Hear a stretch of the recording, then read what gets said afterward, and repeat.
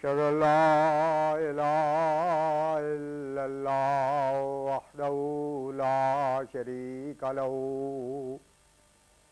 وأشهد أن محمدا عبده ورسوله اللهم صل على سيدنا ومولانا محمد وعلى آل سيدنا ومولانا محمد وبارك وسلم إنك حميد مجيد۔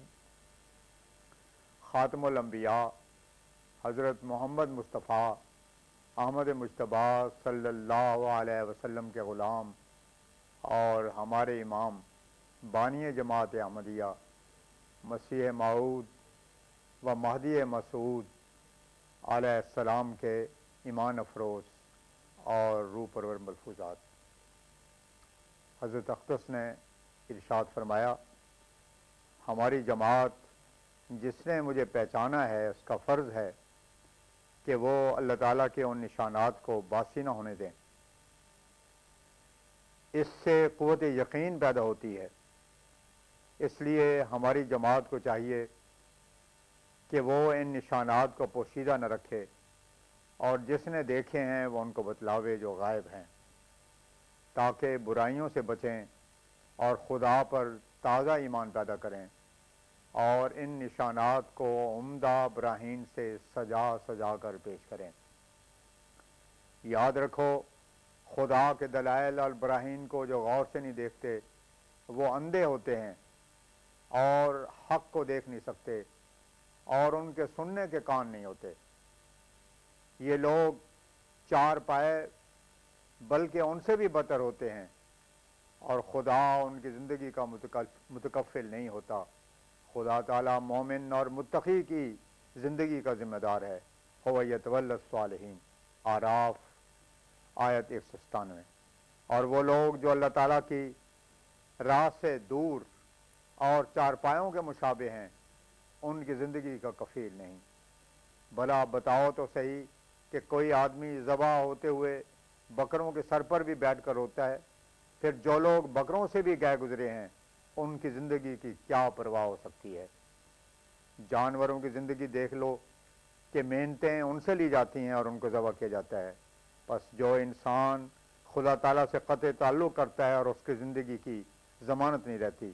چنانچہ فرمایا، قل ما یعبأ بکم ربی لولا دعاؤکم، سورہ فرقان آیت 78۔ یعنی اگر تم اللہ کو نہ پکارو تو میرا رب تمہاری پرواہ کیا رکھتا ہے۔ یاد رکھو، جو دنیا کے لیے خدا کی عبادت کرتے ہیں یا اس سے تعلق نہیں رکھتے، اللہ تعالیٰ ان کی کچھ بھی پرواہ نہیں کرتا۔ 1 ستمبر سن 1900۔ حضرت مسیح موعود علیہ السلام نے خدا تعالیٰ کے غنائے ذاتی پر بہت مؤثر اور درد لانے والی تقریر فرمائی۔ فرمایا، اگرچہ خدا تعالیٰ کا وعدہ ہے انہو آول قریۃ، مگر خدا تعالیٰ کسی کا معقوم رہنا نہیں چاہتا۔ اس کی صفت غنا ہر دم تقاضا کرتی ہے کہ انسان کبھی ایمن اور مطمئن ہو کر نہ بیٹھے۔ اس کا منشا ہے کہ انسان خوف و ہراس میں اوقات بسر کرے تاکہ ذل عبودیت کی حالت قائم رہے۔